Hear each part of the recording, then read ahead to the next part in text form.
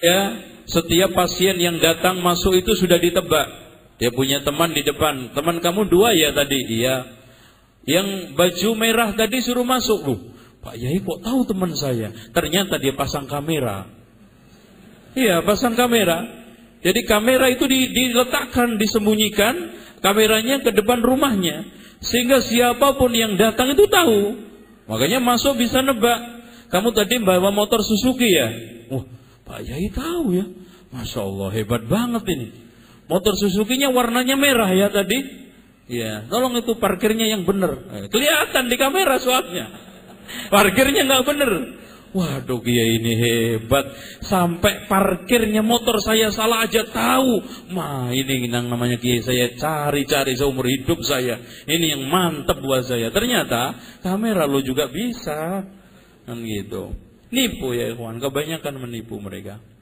Terkadang memberitahu kepada pasiennya, terkadang menuliskan huruf-huruf untuk si pasien di atas kertas hijab untuk dimasukkan ke dalam bejana putih berisi air kemudian meminumnya. Dan perlu diketahui bahwa kesaktian paranormal itu bertingkat-tingkat sesuai dengan tingkatan dan kehebatan jin yang diajak kerjasama. Ada yang jin biasa-biasa saja, ada yang jin kelas menengah, ada yang jin kelas atas. Dan dikatakan dalam hadis Rasulullah, di dalam hadis yang diriwayatkan oleh Imam At-Tabrani di dalam Al-Mu'jamul Kabir, jin itu dibagi menjadi 3. Jin bangsa hewan, jin bangsa manusia seperti kita jalannya, dan jin yang bangsa terbang. Ada yang bisa terbang betul. Makanya bukan cerita mustahil dan tidak perlu kita tolak, nyata mah nyata, soal bener itu loh. Nyata, kalau ada orang bisa terbang, kita tidak tinggalin. Ada, cuma bener enggak, itu soal lain. Maka tukang sihir memiliki kehebatan, tidak kita tolak. Ada dukun yang mungkin bisa terbang, bisa menghilang, kita tidak tolak. Ada yang bisa jalan di atas air, kita tidak. Artinya nyata enggak nyata. Tapi soal benar atau tidak, jelas kacamata kebenaran hanya Alkitab was Sunnah. Kalau dibenarkan oleh Alkitab was Sunnah kita benarkan, kalau tidak maka tidak kita benarkan. Sumber ilmu paranormal biasanya secara umum 3 mas. Sumber ilmu paranormal, 1, dukun bisa mendapatkan ilmu itu dari warisan nenek moyang. Ya, intinya semua sumbernya dari setan. Cuma mereka itu bisa mendapatkan itu karena bersumber dari warisan nenek moyang. Karena kakeknya itu sudah mempunyai deal, ya, sudah memiliki MOU, tanda tangan sama jin, bahwa aku akan setia sampai kepada anak cucu kamu. Makanya nanti yang diturunin ini udah ditunjuk. Nanti anak kamu yang akan saya kerjakan ini. Sehingga ikhwan ada sekarang di Jakarta, salah seorang perempuan, Masya Allah, karena canggahnya nenek moyangnya orang Padang itu kerja sama orang dengan jin. Dia sekarang itu subhanallah, kalau di sini mungkin kalau dia mau dan dia tidak tahu sunnah, mungkin jadi paranormal hebat di seluruh Indonesia. Ngangkat mobil bisa. Dia nebak orang itu semuanya cocok. Mau ke pasar nembak orang itu. Kalau lagi kumat, cocok. Tapi dia terus melakukan perlawanan dan ngaji. Dan sampai saat ini pun belum mau keluar. Dan inilah ngerinya kalau anak cucunya menjadi sasarannya. Ya kalau melanjutkan misi orang tuanya ya lancar. Kalau dia tahu sunnah ngeri. Dan sampai sekarang terus kita kasih masukan, kita kasih ini. Dokter, seorang dokter kasih. Karena diwarisin dari nenek moyangnya, diturunkan secara paksa. Karena orang tuanya sudah teken MOU. Udah diteken, udah nggak bisa diubah. Dan yang kedua, bersumber dari apa yang mereka sebut kasyaf, ilham, wangsit atau renungan. Biasanya mereka klaim sebagai ilmu laduni. Dia mendapatkan wangsit-wangsit, mendapatkan ilham-ilham. Dan yang terakhir, dia bisa jadi dukun karena sumber benda-benda bertuah, keramat.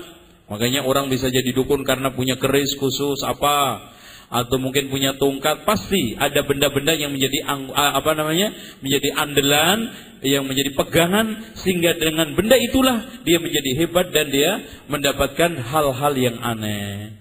Dia bisa mengundang jin dan disenangi oleh jin. Intinya wahyu itu ada 2 katanya Ibnu Katsir.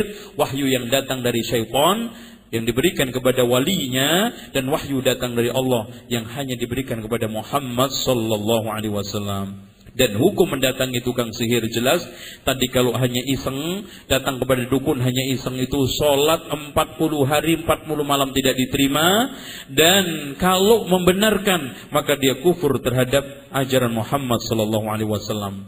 Dan kita akhiri dengan singkat, bahaya perdukunan. Satu, dukun sihir salah satu pembatal keislaman, sebagaimana yang telah ditegaskan oleh Syekh Muhammad Ibnu Abdul Wahhab At-Tamimi di dalam pembahasan Nawaqidul Islam. Dia memasukkan sihir perdukunan itu termasuk pembatal keislaman. Kedua, mengklaim mengetahui perkara gaib adalah termasuk menyekutukan Allah, nandingi Allah di dalam masalah rububiyahnya. Itu. Dan menandingi Allah dalam rububiyah itu juga syirik, kufur, keluar dari Islam. Ketiga, dukun menyekutukan Allah dalam uluhiyahnya, mengklaim tahu yang gaib, bahkan bisa mendatangkan rezeki, bisa menjanjiin rezeki kepada seseorang. Itu kan kerjaannya Allah, perbuatan Allah. Innallaha huwar razzaqu dzul quwwatil matin. Itu tidak ada kecuali Allah yang bisa mengerjakan. Dia mengklaim bisa melakukan itu, berarti bersekutu bersama Allah di dalam uluhiyahnya. 4, mendatangi dukun dan mempercayainya adalah kekafiran terhadap apa yang diturunkan kepada Nabi Muhammad. Yang kelima, dukun memperolok-olok agama Allah, bahkan melecehkan Al-Quran tadi. Ada yang dipakai untuk ke WC, ada yang diduduki sedang junub.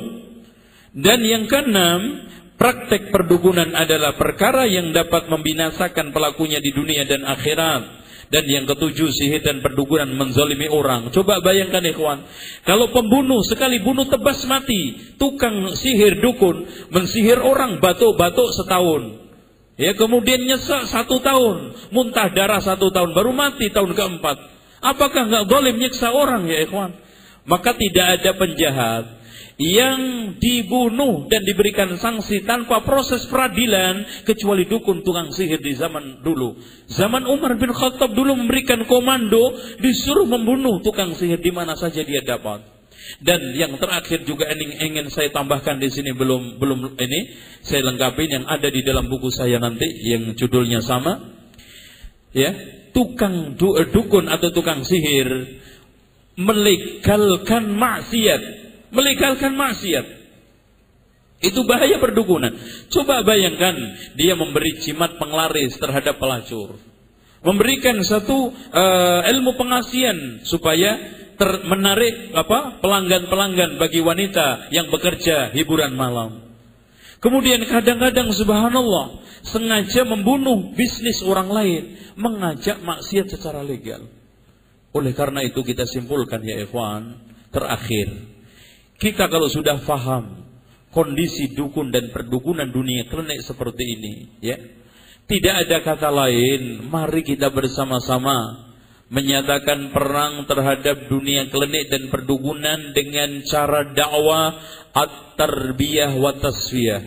Kita jelaskan kepada umat dalil-dalil dari Al-Quran dan hadis secara gamblang, pernyataan ulama-ulama sunnah tentang bahaya ini semuanya kita jelaskan lewat pengajian, lewat tabligh akbar, tanpa harus melakukan sifat anarki ini, sikap anarkis, apalagi melakukan berbagai macam cara-cara kekerasan yang akhirnya nanti akan menghilangkan kemurnian dan keindahan dakwah salafus saleh. Kita tetap anggun, kita tetap baik, kita tetap elegan, main sportif dengan cara ad-da'wah wa at-tarbiyah wa taswiyah. Dan dengan cara itu ya ikhwan, kita akan menyadarkan orang dengan sentuhan kalbu. Karena orang pada akhirnya Pak, tidak akan bisa masuk Islam karena dibaksa.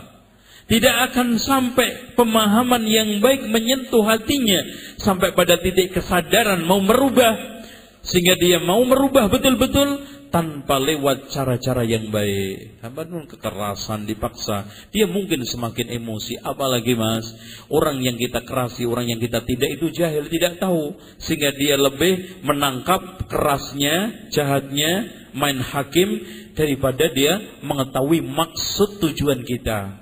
Maksudnya kita baik, ingin